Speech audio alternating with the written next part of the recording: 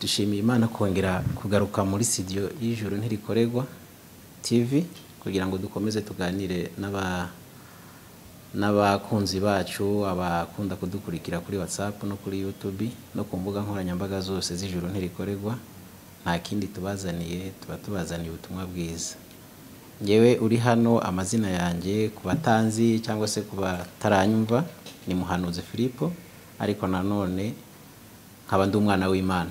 Ubwo Imana yampinduriye amazina nanjye yangiriye neza, ndi umukiranutsi Muhanuzi Filipo. Nshimiye Imana cyane rero kuba nongeye kuza kuganira n'abatwumva, ariko sindi ngenyene, ndi kumwe na mwene data nawe arabibwira kugira ngo dukomeze kuganira twese tuziranye, kugira ngo dukomeze kumva n'icyo Imana iri butubwire mu kiganiro turi bukorane. Namwe bavandimwe ndakwakiriye mugisha.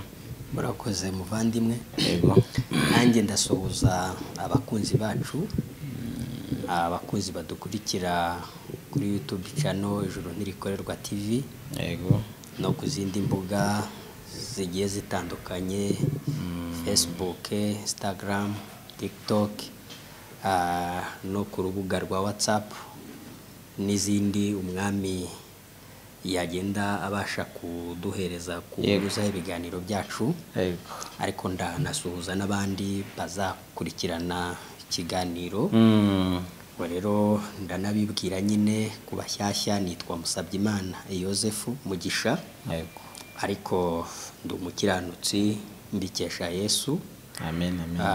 Ntabwo mbikesha imirimo yanjye, isengesho zanjye, ntabwo ari amasengesho, nta kintu n'iki na kimwe nakesheje ibyo ngibyo. Yego. Cyakora nari nzi ko umuntu ashobora kuba umukiranutsi abikesheje imirimo ye, abikesheje ingeso ze, abikesheje amasengesho, abikesheje gushaka Imana mu buryo bugiye butandukanye nk'uko twayishakaga. Yego. Ariko nza kumenya neza amakuru y'uko ubwo Imana ariyo yanshatse irandonka muri Kristo Yesu. Amen. Umukiranutsi rero ndashima Imana, mfite ijuru, mbanezerewe, nejejwe n'urukundo Imana yankunze.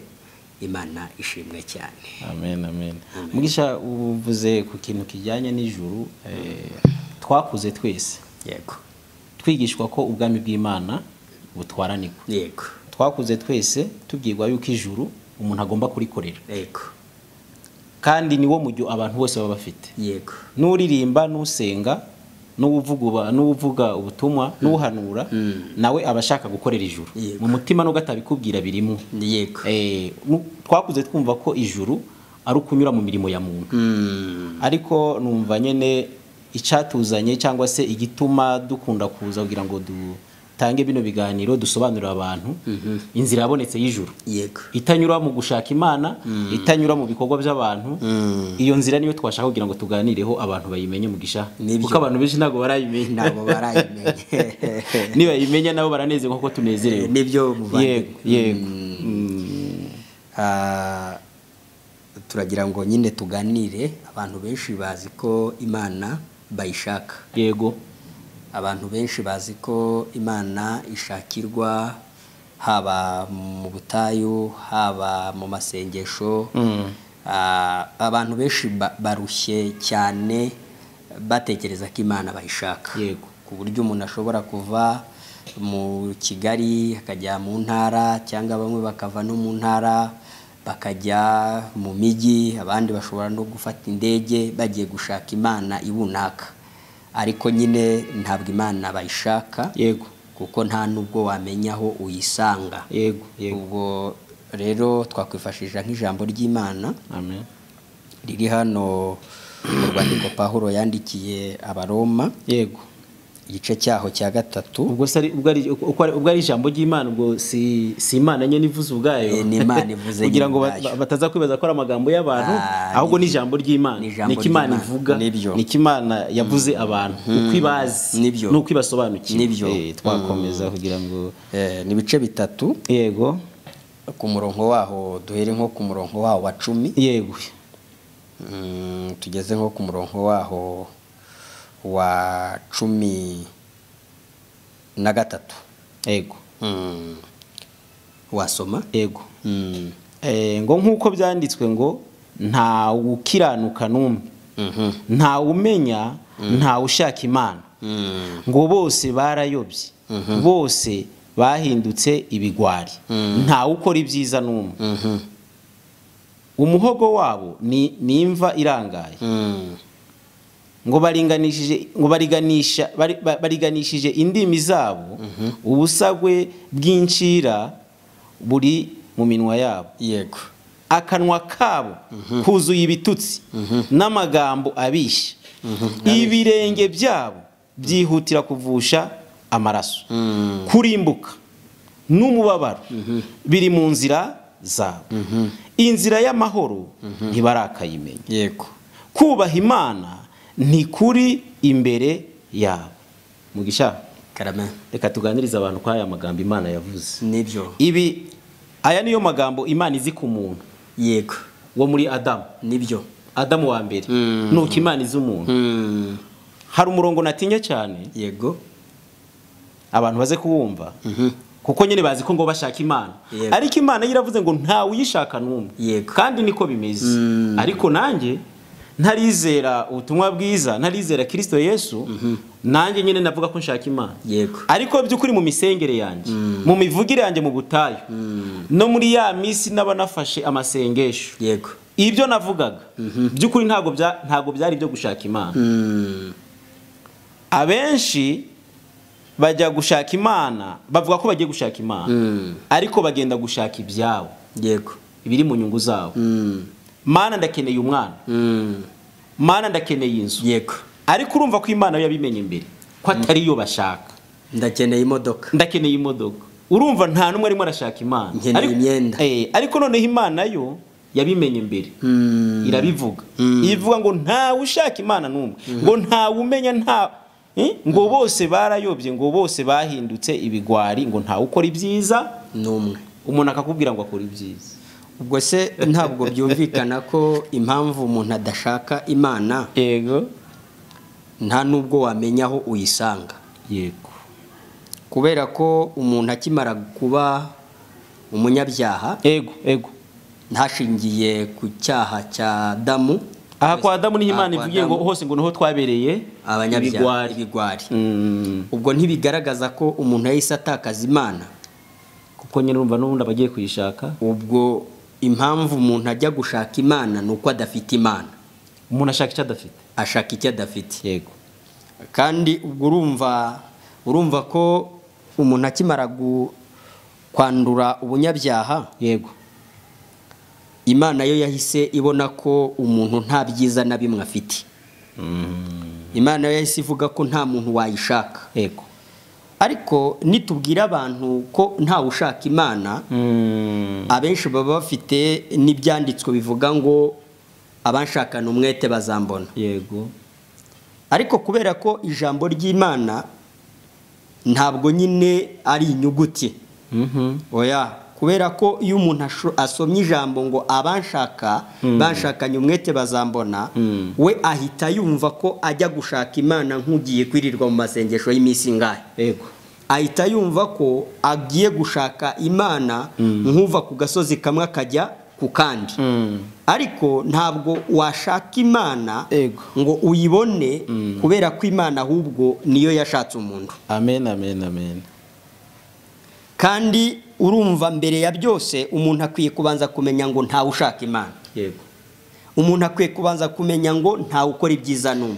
Nyene tuvuge ko nta nzira iva ku muntu ijya ku Mana. Oya, nta yihari. Ahubwo habonetse inzira iva ku Mana iza ku muntu. Yego. Ni naho na Yesu yavugiye. Yaravuze ngo ni ngewe nzira. Yego. Ni nge kuri. Yego. Ni nge bugingo. Nta ujya kwa data nta mujyanye. Ubwo icyo gushaka Imana ntabwo kirimo. Oya, ntigihari. Wakomeza muvandi. Urumva nta nzira, kuri ayo magambo waruvuze nta nzira ihari, niyi nimwe ituruka mu muntu yamuhesha gushaka Imana. Ahubwo nyine nk'uko ayo magambo ari muri Yohana 14, yego, ko Yesu ari we nzira, yego, ko Yesu ari we kuri, ko Yesu ari we bugingo. Yego. Ariko nyine impamvu nanone abantu benshi baba bari nko mu kintu gisa nkaho ari icyuka, yego ni ukutamenya nyirizina ko umuntu aba mu mwijima, kubera ko bamubwiye inzu akayibona bitewe naho yari yagiye kuvuga ko agiye gushakira Imana, agahita yumva ko yabonye Imana. Uzanumva benshi babivuga muvandi, bavuga ati Imana narayibonye, ati Imana nayibonye igihe nari ndwaye ndanakira, Imana nayibonye igihe nari nshonje irangaburira. Nanone ibi bintu hari abantu bavyita ngo n'umurimo w'Imana, ngo ngiye Imana yampaye umurimo wo gusengera abantu, ngo ngiye Imana yampaye umurimo ku musozi uko abantu bagomba kunsanga ku musozi, nkajya mbabwira, nkajya mbahanurira. Ariko nabyo turabona nyine ko atari yo nzira, ntabwo ari yo nzira, so gushaka Imana. Yego. Ubwo se impamvu nyine atari yo nzira yo gushaka Imana, ko abantu benshi bayishaka mwene data, ko abantu benshi barushye bashaka Imana. Aho hantiri twese nitwahayoboka nyine ngendagira ngo dutinde kuri aka kantu, kuko abantu benshi bavuga ko bashaka Imana, nyamara Imana yo yahakanye, yavuze ko nta ushaka Imana n'umwe, ngo erega ngo bose babereye ibigwari hamwe cyarimwe. Ubwo urumva iyo bavuze ngo nta ushaka Imana n'umwe, nta muntu n'uyu n'umwe muri revo iyo ari yo yose yaba yarihaye mu bigendanye no kuvuga ko ari mu bintu by'iyobokamana, akiha titire runaka. Ubwo biravuze ngo abantu bose ku rwego rumwe Imana ivuze ko ntawe uyishaka. Ubwo ibivuze ababayeho, abariho n'abazabaho, ivuze abantu bose. Ubwo ivuze bose nyine turagira ngo ubwire abantu kubera iki bari kuvuga ko nta uyishaka, kandi noneho abantu bo bazi ko bashaka Imana. Icyo kintu wenda tugatindeho bukeya, ko erega nabo tutiriwe tujya kure, nabo barabizi ibintu se bajyana mu butayu, bagenda kuvuga ngo Mana nk'ubugingo buhoraho, bagenda kuvuga ngo Mana warakoze kuntangira Yesu. Oya. Urasanga ufite imodoka yagiye kuvuga ko ideni ryamunaniye kuyishura, Imana ngo imwishyurire. Uragenda ugasangayo ufite imyaka yamaze kumujyana, yagiye gushaka umugabo cyangwa se umugore, niyo masengesho abafite. Urumva rero nta mutima wo gushaka Imana uwo muntu aba yajyanye. Niyo mpamvu rero Imana yo yabibonye mbere uwo muntu ataranabaho, ataranajya no mu bwo butayu. Imana irandikisha iravuga ngo erega nta ushaka Imana n'umwe, muri make nta unshaka ngewe Imana n'umwe, ngo ahubwo ngibirenge byabo byihutira kuvusha amaraso. Dore kuvusha amaraso ngishaka Mana twahageze, amaraso yawe amanuka twese adukureho ibyaha. Ubwo bakababwiye Imana ongera umanure Yesu yongera adupfire, amaraso yongera ameneke. Ngibi ni iby'Imana ihamya yuko ngo bihutira kuvusha amaraso. Niyo moto yicetse ayiriho, amaraso ya Yesu nanyeze, ubwo Yesu nagaruka apfe. Bahora bica Yesu, bahora bica Yesu ku mpamvu z'uko batigeze nyine bamenya Imana, ntibigeze bamenya Imana, ntibigeze banayibona. Iyindi mirongo nayo ikavuga ngo inzira y'amahoro ntabwo barakayimenya, ijambo rikatubwira ngo igihano kiduhesha amahoro cyari kuri Kristo Yesu. Ubwo si impamvu nyine bajya gushaka Imana, suko inzira y'amahoro batari bakayimenya. Umuntu yamaze kubona inzira y'amahoro ntago aba kigenda gushaka Imana mu gishaka. Nabo batwumve, umuntu yamaze kumenya inzira y'amahoro, aho amahoro abonekera, aho gutunganirwa no kubaho neza n'umunezero bibonekera, ntabwo agenda gushaka Imana, ahubwo Imana iba yarimutse, ikaza ikaba muri we, igatura muri we. Siko yavuze se? Niko yavuze.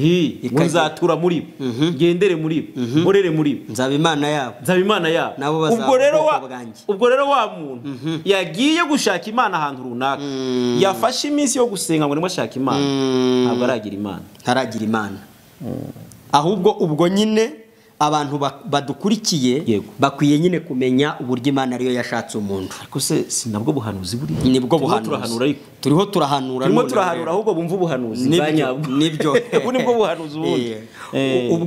ubwo nyine abadukurikiye abazadukurikira bari kutwumva ubwo byanumvikana kumpa ikintu gituma umuntu adafite amahoro.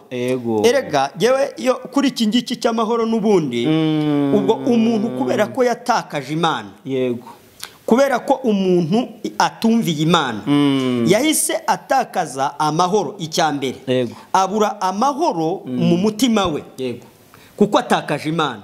Ubwo nta byiringiro by'ijuru afite, ariko ubwo atakaje Imana amahoro yahise ayabura.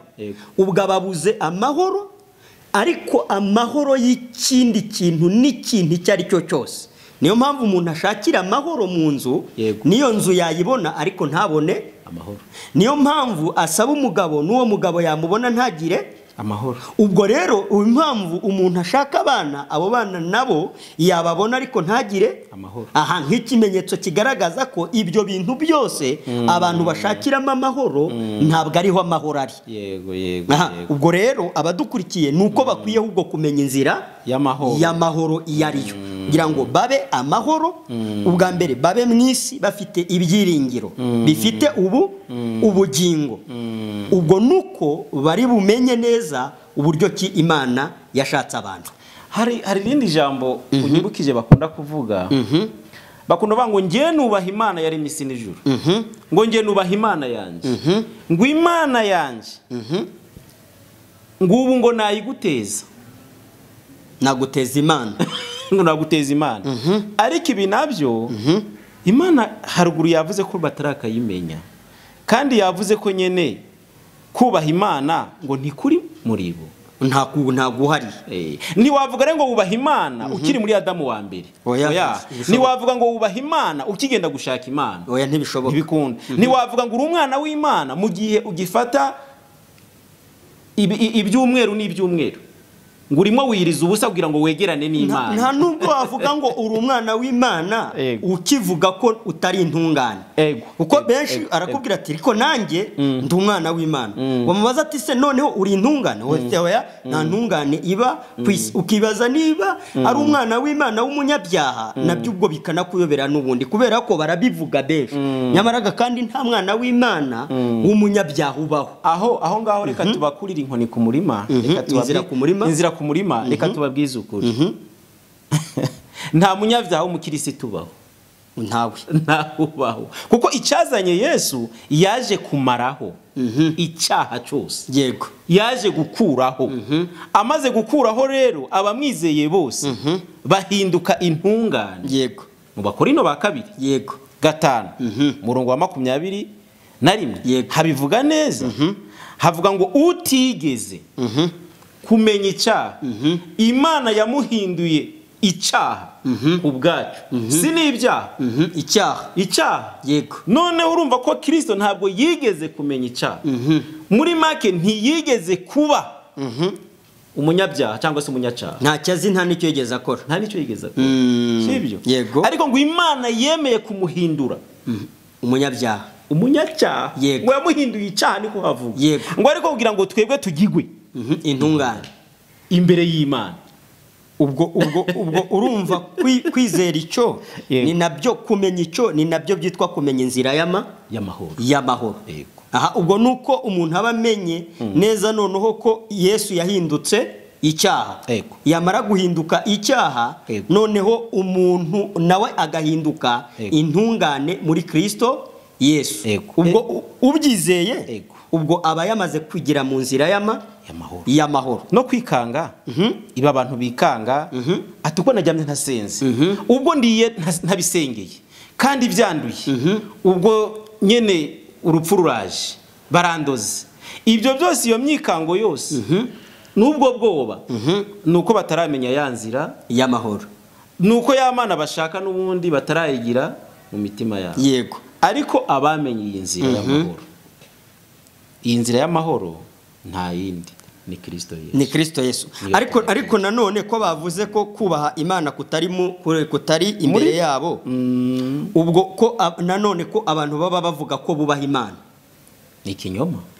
Ubwo se kubaha Imana si ukuba wemera ibyo noneho yakoze muri Kristo Yesu. Kubaha Imana no kuba wizera icyo Kristo Yesu yakoreye Karuvari ku musaraba. Yego. Yapfuye azira wowe nanje. Yego. Ibyo bintu iyo byemeye ukabyemera kuko ari Imana inabivuga ubwayo ko wagizwe intungane imbere y'Imana, umutagawa, umuziranenge wera. Ibyo bintu iyo byemeye nguko kubaha Imana. Nguko kubaha Imana. Uba wubashye Imana. Ubwo uba wubashye Imana. Ariko iyo uvuze ati hoya ngewe ndaciyeza, ngewe mu masengesho yanjye niho nerezwa. Ujya muri rya kindi Imana yavuze ngo wihutira kuvusha amaraso. Yego. Oya n'ubundi rwose ni urumva kubera ko nyine umuntu aba atari mu nzira y'amahoro, atarayimenya kubaha Imana kukaba kutari muri we. Ariko nanone aya magambo turi kubwira abantu bakunda kuyakoresha n'abantu basenga. Abantu basenga cyane nibo bakunda kuvuga twubashye Imana cyane, ariko nta muntu n'umwe n'uyu nguyu wakubaha Imana ngo abe mu by'ukuri akibaraho ibyaha. Yego. Kuko Imana niko yavuze. Yavuze ngo ibyaha byabo mu Bahebura niko havuga n'ubugome bwabo sinzongera kubyibuka ukundi. Ubwo rero niba wubaha Imana ugomba kwemeranya n'icyo Imana ikuvuga. Yego. Ikwita umwana wayo kandi Imana irera izira inenge ni intungane. Ugomba kwemeranya n'Imana icyo ikuvugaho. Yego. Rero iyo ushatse kwibara uko Imana itakuvugaho ntabwo uba uyubashye. Ntabwo uba uyubashye. Ntabwo uba uyubashye. Urumva no kuri icyo nyine abadukurikiye nabo bari kucyumva. Kubaha Imana ni ukwizera ijambo yavuze. Iryo jambo yavuze neza ko muri Kristo Yesu yamaze kwiyunga n'abari mu isi ntiyaba ikibabaraho ibyaha byabo. Ayo magambo twayavuzeho ari mu Bakorinto ba 2:5 uhereye nko ku murongo wa 19. Ayo magambo uyasomye urayumva neza ko Imana yiyunze n'abari muri Kristo, n'abantu muri Kristo Yesu none ntiyaba ikibabaraho ibyaha. Ubwo nukwemera ubwiyunge Imana yakoze muri Kristo. Ubwo ntibunyura mu mirimo bakora, ntibunyura mu masengesho menshi, ntibunyura mu byo baha Imana. Oya rwose. Ahubwo bunyura muri Kristo Yesu. Ahubwo bunyura muri Kristo Yesu. Hari aho bahise babaza Yesu mbere kuko ikintu kigoye abantu kugeza kuri iyi saha. Yego. Ni ukumenya imbere y'umusaraba na nyuma y'umusaraba. Kristo Yesu atarabamba bigeze kumubaza ariko muvandimwe mugisha uzi umwuka wo gukorera ijuru ko atari uno munsi nuwa kera cyane, wahereye kera abantu bataranaba. Kuko reba kino kibazo abantu babaza uyu munsi bakanadushinja ngo ko twigisha abantu yuko ngo ijuru ridakorerwa. Ariko mutwumve neza, kuba ijuru ridakorerwa si uko rihendutse. Oya, si uko ari akantu gatoya, ahubwo nuko nta kiguzi umwana w'umuntu yari kubona, mwene Adamu yari kubona. Ariko iyo turebye muri Yohana 6 umurongo wa 28 muvandimwe n'uwa 29 harabitwereka neza. Babajije Kristo Yesu, reka masome wumve.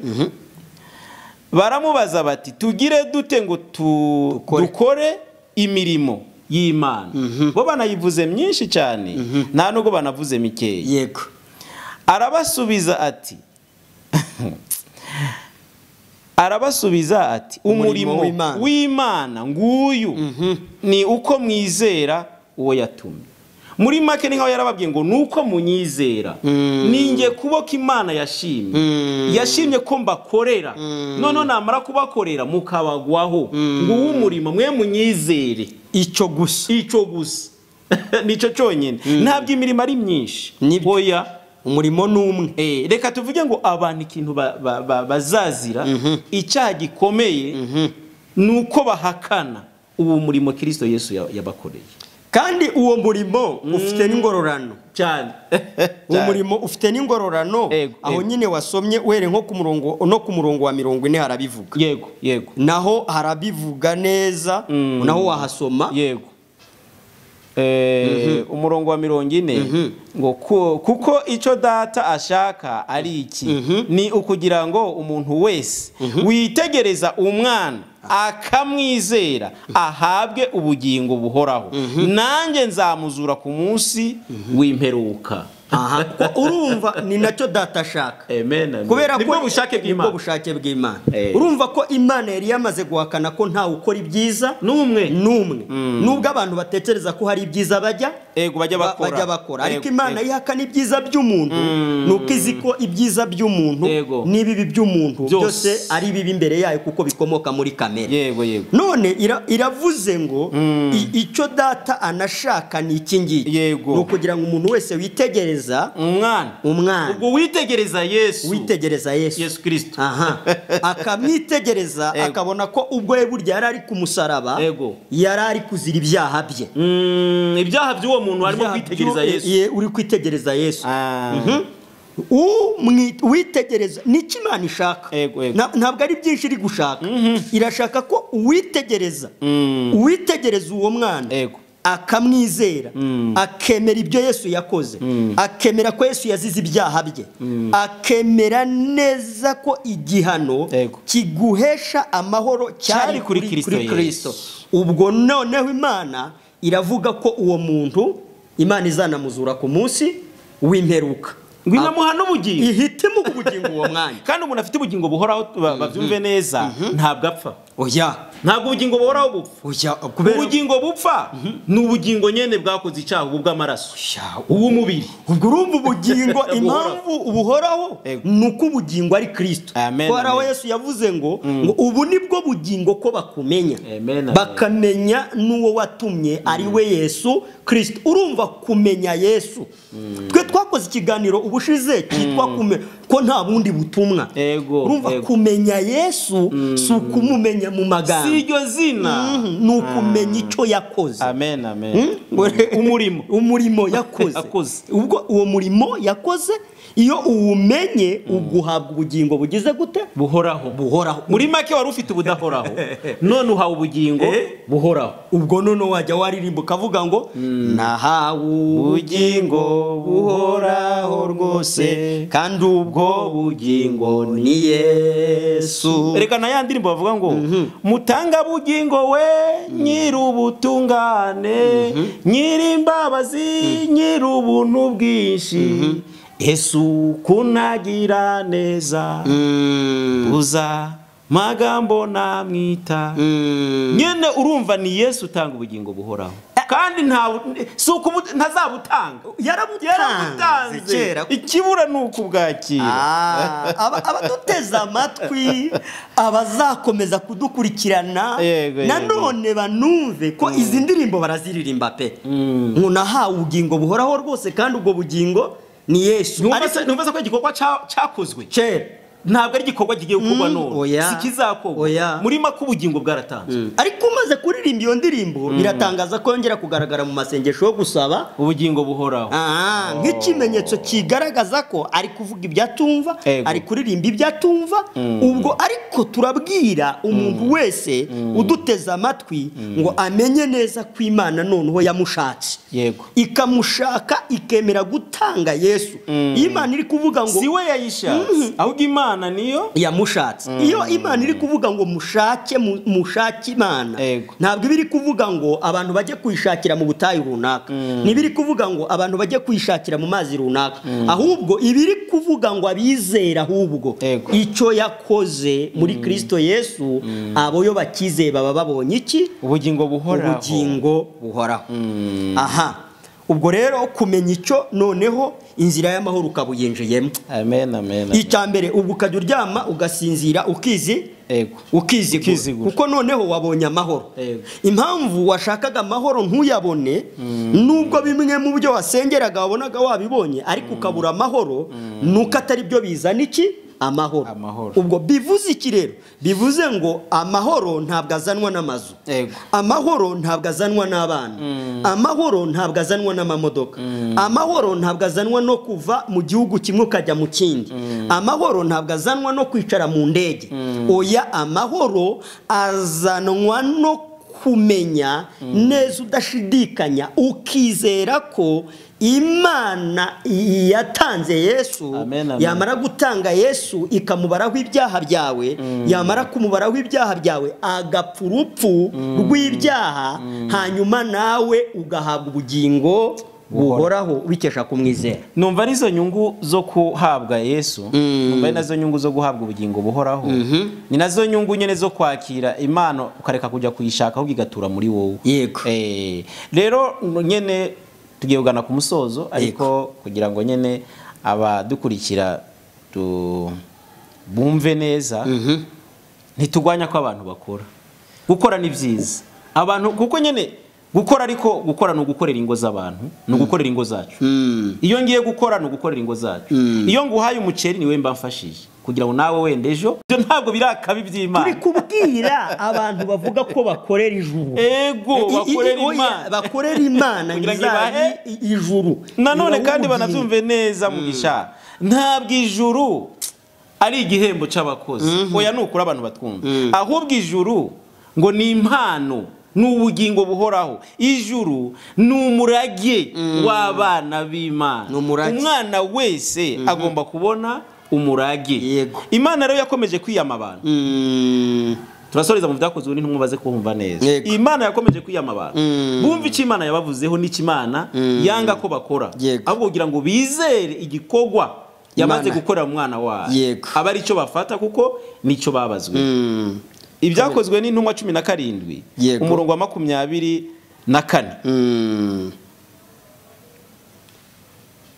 Haravuga ngo Imana yaremye isi n'ibirimo byose. Ego. Iyo kuko ariyo mwami w'ijuru n'isi. Ego. Ntiba mu nsengero zubatswe n'abantu. Ego. Kandi ntikorerwa n'amaboko y'abantu. Yego. Nkugira icyo akennye. Ego. Kuko ariyo yahaye bose ubugingo no guhumeka n'ibindi byose. Geza aho ngaho muvandimwe. Urumva ko na hamwe abantu bajya bakahicara. Yego. Banye bakagura n'intebe, bagashiramo n'amatapi, abandi bagashiramo n'amakaro mu nsengero. Imana si hiba. Oya. Ahubwo hariya naho abantu bicara kugira ngo bahure, baganire cyangwa se babyine mu byo jambo. Yego. Ibiriya nyine bababwira byose biri hariya. Nakwe twavugaga. Ariko ntabwo ariho hantu Imana ibiri. Siho Imana iba. Oya. Naho ni wagenda gugiye kuyishakirayo kuko urebye uburyo abantu bajyayo buri munsi baba barayiboneyemo. Ariko noneho yo iravuze ko atariho iba. None yigeretseho ngo ntikoregwa n'amaboko y'abantu, nkifite icyo ikenye. Abantu nibave mu bintu bakora bavuga ko bakorera Imana, ahubwo bakorera imiryango yabo, bakorera n'igihugu. Ni byiza cyane, bafashanye, ni byiza cyane, ibyo nibikorwa byiza. Ariko ivyo bikorwa bakora ntago babigura ijuru kuko rirahenze. Ahubwo kubona ijuru ni hano hepfo kuno murongo havuze ngo kuko Imana ariyo yahaye bose ubugingo n'umwuka n'ibindi byose. Urumva ivyo bindi byose abantu bakorerana bahana, ivyo ntago birakabikiguzi. Oya. Cyo kubona ijuru. Ahubwo ubwo nyine biranagaragara ko niba hariho gukora Imana niyo yakoze. Yego. Kuko ubwo urumva niyo tuvuze ngo gukora twareba iby'Imana yakoze, tukareba ijuru n'isi, tukareba isi n'ibirimo, inyanja n'amasoko, ibiboneka n'ibitaboneka Imana yakoze ubwayo. Ko yanavuze ngo niyo yahaye bose ubugingo no guhumeka, ariko n'ibindi byose. Babantu rero bajyaga gushaka Imana bagira ngo bahereze no kuri ibyo, ivuze ko nabyo ari yarabitanze ahubwo nibakire. Ahubwo bakwiye kubanza kwakira icy'ingenzi cy'ubugingo buhoraho yatangiye muri Kristo. Noneho bamara kwakira ibyo ngibyo bakaba bakiriye n'ibyo byose. Ahubwo kuko ijambo riravuga ngo yamuduhanye n'ibindi byose. Ubwo urumva icyo abantu babura, babuze Yesu. Nukwizera Yesu, ukamenya icyo yakoze, ukamwakira, ugakira urupfu rw'iteka, noneho ahubwo uba wakiriye n'ibyo byose. Ahubwo amen, amen. Muvandimwe, tunagana ku musozo. Yesu niwe bugingo buhoraho. Niwe bugingo buhoraho. Ni nawe gakiza. Nibyo. Ni nawe juru. Nibyo. Umufite afite byose. Afite byose. Ntufite agakiza ngo ugende gushaka ubugingo buhoraho. Ni byose. Ntufite ubugingo buhoraho ugende gushaka agakiza. Yesu niwe gakiza, ni arufa rega na omega, na omega ni iherezo, itangiriro ni iherezo. abantu nibishimira gakiza abantu nibyo, kuko muri Yohana 3 yewe niho nsoreza ndanabasezera abarimo badutegereza, abarimo batureba kuri TV ijuru ntirikorerwa. Yohana 3:16 havuga yuko ngo kuko yakunze abari mu isi cyane byatumye itanga umwana wayo w'ikinege kugira ngo umwizera wese atarimbuka ngo ahubwo ahabwe ubugingo buhoraho. Rero urumva ubugingo buhoraho bwaramaze gutangwa ni Kristo. Yego, kumwizera urabubona ubuhawe.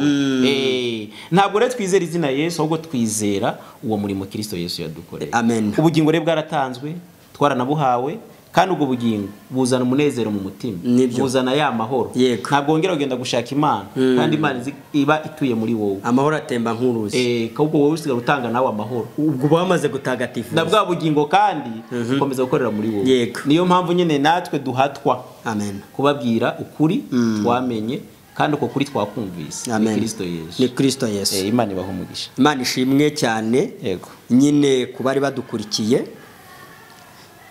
yaba ari abamaze kwakira aya mahoro, bakomeze kumenya neza ko ayo mahoro, bakomeze kwishimira icyo gikorwa Yesu yakoze. Amen. Ariko nibamara n'abaduteza amatwi bamenye neza ko aho bashakira amahoro mu bintu aho atahaba, ahubwo iyo umuntu amaze kwakira Yesu aba mwakiranye n'amahoro, aba abonye amahoro, abonye na buri kimwe cyose yifuzaga kibonekera muri Kristo, muri Kristo Yesu. Muri Kristo Yesu wasanga amahoro, wasanga ibyishimo, wasanga umudendezo, wasanga umutekano, uba wumva ushyitse, uba wumva wuzuye, ariko wuzuriye muri Kristo Yesu. Nanjye rwose nabwiraga umuntu wese kugira ngo uduteze amatwi ave muri uko kujijwa kose, amenye ko Imana ariyo yamushatse, yakire Kristo, amwizere mu mutima we, akira urupfu rw'iteka. Namara gukira urupfu rw'iteka, uzakomeza no kunezerwa uri mu isi, unejejwe n'icyo kintu wamenye. Imana ishimwe none n'iteka ryose. Amen. Amen.